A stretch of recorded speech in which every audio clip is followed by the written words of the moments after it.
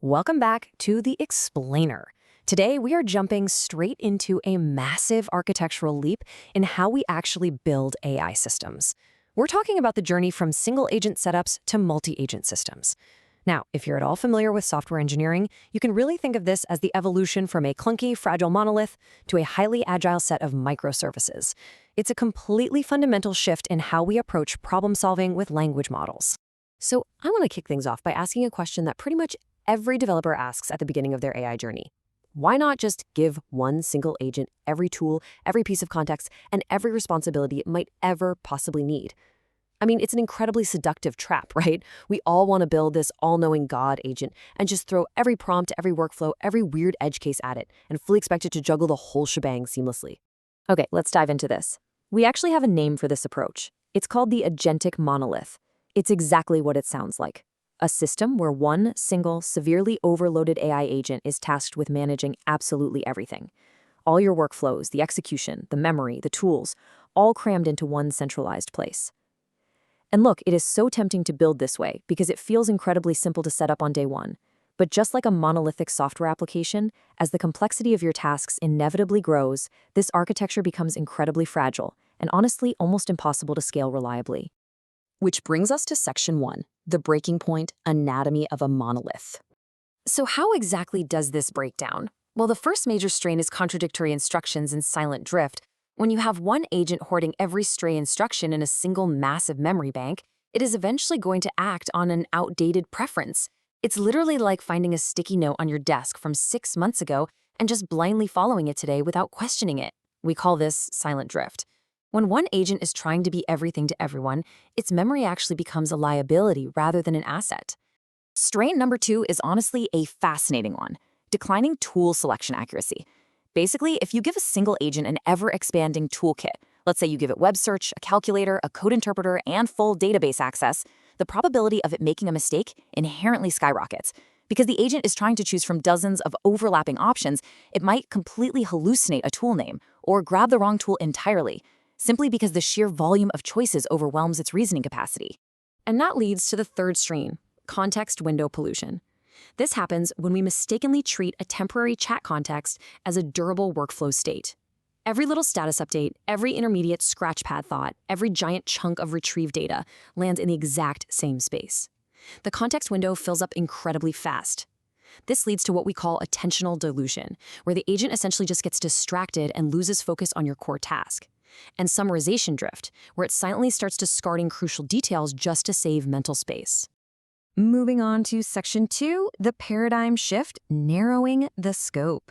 And this brilliantly illustrates the solution to those strains. The source material frames this shift with a really perfect core thesis. Complex problems are best solved by a team, not a single genius.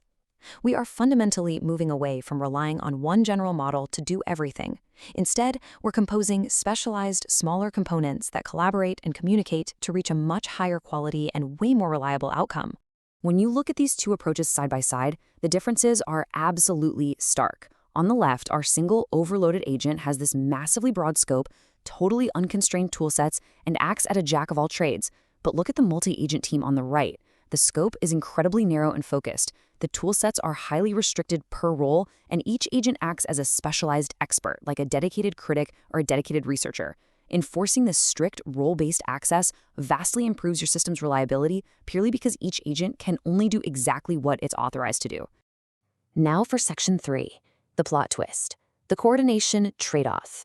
Let's do a quick reality check here, because when we look at the failure points of these two architectures, it's a stark contrast.